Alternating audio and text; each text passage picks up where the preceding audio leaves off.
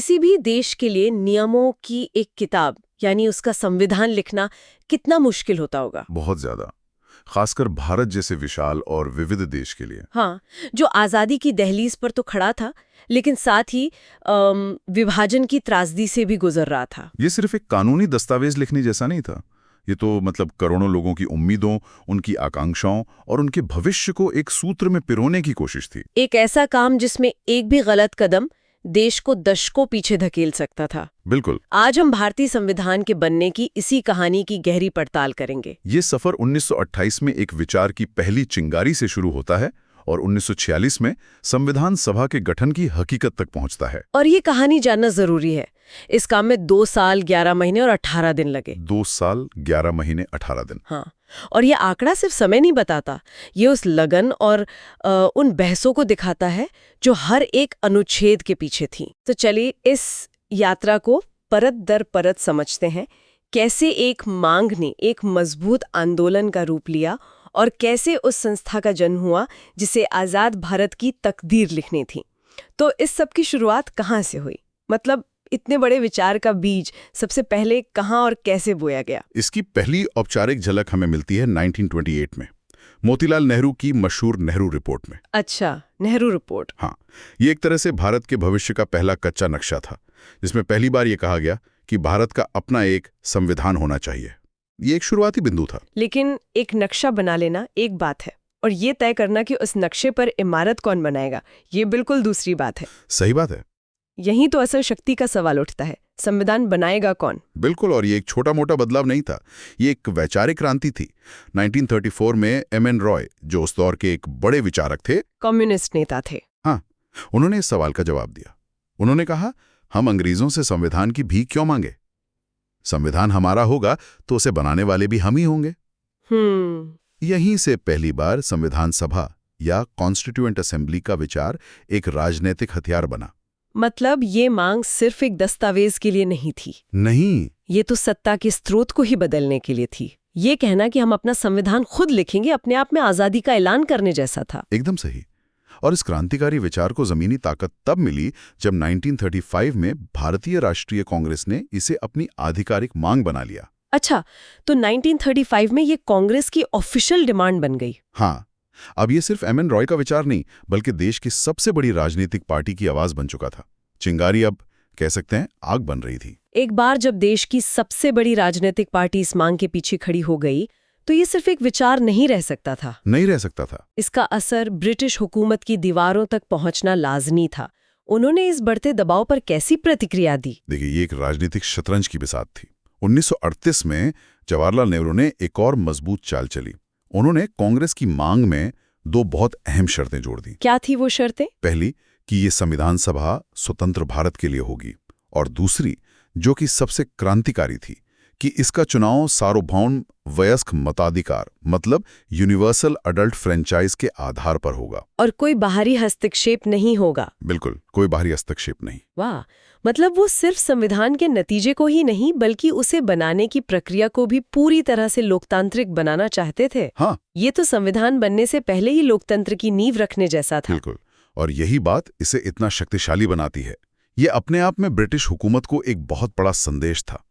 फिर आया 1940 का साल, एक बड़ा पड़ाव। हाँ, दूसरा विश्व युद्ध छिड़ चुका था और ब्रिटेन को युद्ध में भारत के सहयोग की सख्त जरूरत थी। इसी दबाव में उस समय के वाइसरॉय लॉर्ड लिनलिथगो ने अगस्त प्रस्ताव या ऑगस्ट ऑफर पेश किया, जिसमें ब्रिटिश सरकार ने पहली बार सैद्धांतिक रूप से ही सही संविधान सभा की मांग को स्वीकार कर लिया।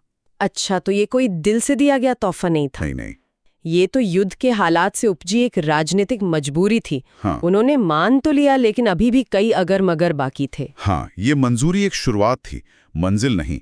असली ठोस कदम तो युद्ध खत्म होने के बाद ही उठाया गया। अब हम 1945 के बाद के दौर में आ जाते हैं। दूसरा विश्व युद्ध खत्म हो चुका है, ब्रिटेन में सत्ता बदल चुकी है, क्लीमेंट एटली प्रधानमंत्री बन गए हैं। हाँ, लेबर पार्टी की सरकार आ गई थी। तो अचानक ब्रिटिश हुकूमत को भारत को सत्ता सौंपने की इतनी जल्दी क्यों पड़ गई? ये एक बहुत अच्छा सवाल है। देखिए, ये सदाशयता और मजबूरी दोनों का मिश्रण था। इटली की लेबर पार्टी भारत की आज़ादी के प्रति थोड़ी नरम तो थी, लेकिन बड़ी हकीकत ये थी कि युद्ध ने ब्रिटेन को आर्थिक और सैन्य रूप से तोड़ दिया था। मतलब अब भारत पे शासन करना उनके लिए बहुत मुश्किल हो गया था। हाँ, बहुत मुश्किल। इसी हकीकत को समझते हुए 16 मई 1946 को कैबिनेट मिशन भारत भेजा गया। और इस मिशन का मकसद सिर्फ संविधान सभा बनाना नहीं था, बल्कि सत्ता के हस्तांतरण की पूरी प्रक्रिया को संभालना था, है ना? एकदम। इसके दो मुख्य लक्ष्य थे। भारत के लिए एक संविधान सभा का गठन करना और सत्ता हस्तांतरण की प्रक्रिया तैयार करना। और इसमें कौन लोग थे? इसमें ब्रिटेन की कैबिनेट के 3 बड़े सदस्य थे और ये चुनाव बहुत सोच समझकर किया गया था। मिशन के अध्यक्ष थे पैथिक लॉरेंस, जो भारत सचिव थे। हाँ, भारत के मामलों के सबसे बड़े अधिकारी। दूसरे थे स्टैफर्ड क्रिप्स, जो बोर्ड ऑफ ट्रेड के अध्यक्ष थे, व्यापार और अर्थव्यवस्था के जानकार। सही कहा। और तीसरे थे एवी अलेक्जेंडर, जो नौसेना मंत्री थे।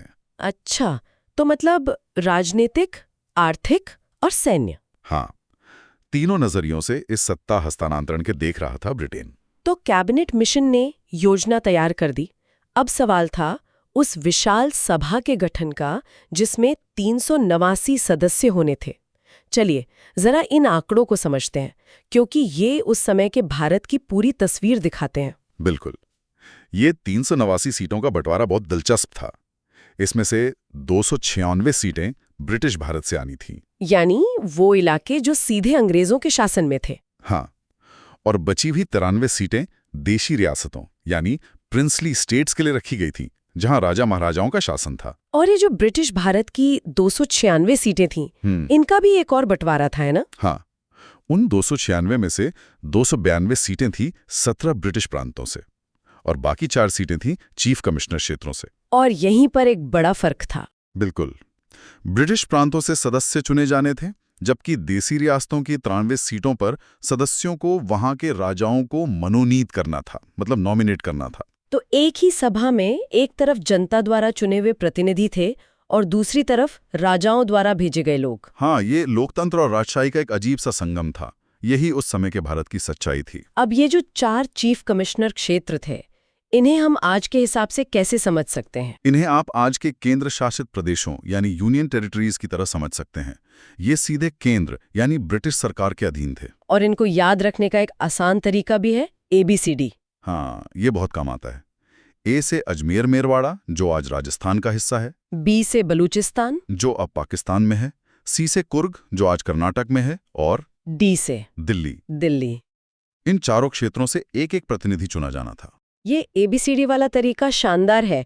और दिल्ली का उस वक्त एक चीफ कमिश्नर क्षेत्र होना और आज एक केंद्र शासित प्रदेश होना, ये समानता भी काफी दिलचस्प है ना? ये दिखाता है कि सीधे केंद्रीय शासन की ये व्यवस्था कितनी पुरानी है। अच्छा, और इन सीटों का आधार क्या था? एक सदस्य कितने लोगों की आवाज था? प्रतिनिधित्व का आधार जनसंख्या थी।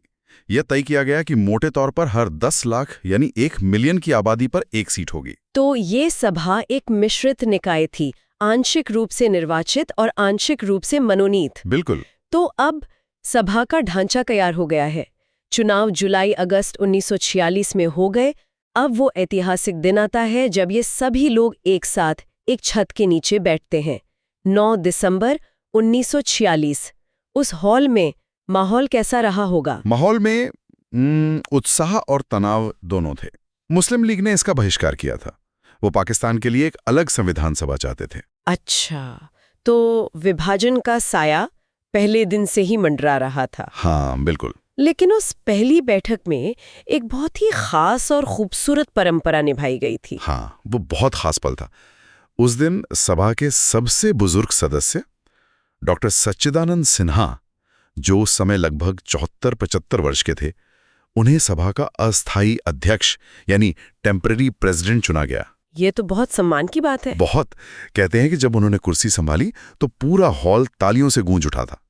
ये सिर्फ एक प्रक्रिया नहीं थी, ये पीढ़ियों के संघर्ष के बाद मिले उस ऐतिहासिक पल का सम्मान था। ये परंपरा कहाँ से प्रेरित थी? ये सिर्फ एक भारतीय रिवाज तो नहीं था, है ना? नहीं, ये फ्रेंच प्रैक्टिस कहलाती है। ये फ्रांस के संविधान से प्रेरित थी। वहां भी यही परंपरा थी कि सभा के सबसे वरिष्ठ सदस्य को सम्मान देने के लिए अस्थायी अध्यक्ष चुना जाता है। अच्छा, जब तक कि स्थायी अध्यक्ष का चुनाव ना हो जाए। हाँ, ये राजनीति से ऊपर उठकर अनुभव और ज्ञान को सम्मान देने का एक तरीका था। क्या खूबसूरत शुरुआत थी, राजनीतिक मतभेदों के बीच उम्र और अनुभव को सलाम करके।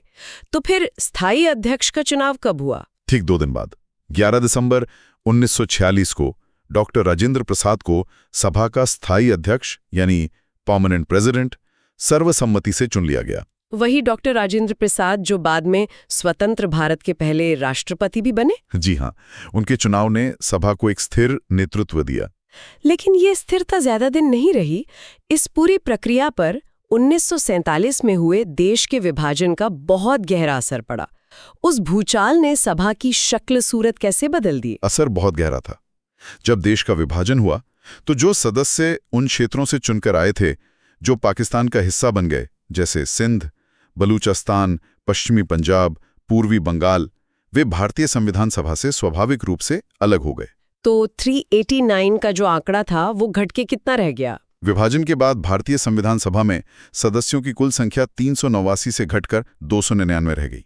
389 से 299। हाँ, इसमें ब्रिटिश प्रांतों से आने वाले सदस्यों की संख्या 229 हो गई और देसी रियासतों के प्रतिनिधियों की संख्या घटकर 70 रह गई। तो यही वो 299 लोग थे जिनके कंधों पर भारत का संविधान पूरा करने की जिम्मेदारी आई। बिल्कुल। तो हमने देखा कि कैसे 1928 में मोतीलाल नेहरू की रिपोर्ट में जन्मे एक विचार ने लगभग 2 दशकों के संघर्ष, राजनीतिक दांव-पेंच और वार्ताओं के बाद 1946 के अंत तक एक साकार रूप ले लिया। हाँ, भारत ने अपनी संविधान सभा का गठन कर लिया था। सभा तैयार थी, नेतृत्व चुना जा चुका था और अब देश की तकदीर लिखने का सबसे बड़ा काम शुरू होने वाला था। बिल्कुल। सभा का गठन तो हो गया था, लेकिन असली चुनौती अब शुरू होनी थी। अलग-अलग विचारधाराओं, धर्मों, भाषाओं और क्षेत्रों से आए इन 299 लोगों को एक मत होकर एक ऐसे संविधान का निर्माण करना था जो न सिर्फ उस समय की समस्याओं का समाधान करे, बल्कि आने वाली पीढ़ियों के लिए भी एक मिसाल बने। सही कहा। और अगला बड़ा कदम था इस संविधान के मूल सिद्धांतों और उसके दर्शन को परिभाषित करना। ये सोचने वाली बात है, एक ऐसी सभा जिसमें कोई सदस्य जनता द्वारा चुना गया है और कोई किसी महाराजा द्वारा भेजा गया है। देश बाहर उथल-पुथल से गुजर रहा है और अंदर आपको एक ऐसा दस्तावेज लिखना है जो सबको जोड़े। बहुत बड़ी चुनौती थी। ऐसी विविधताओं और तनाव से भरी सभा एक नए राष्ट्र के लिए एक साझा दृष्टिकोण पर कैसे सहमत हो सकती थी? अगर ये जिम्मेदारी किसी पर आती तो वो सबसे पहला कौन सा एक सिद्धांत तय करता जिस पर कोई समझौता न हो? सोचने वाली बात है।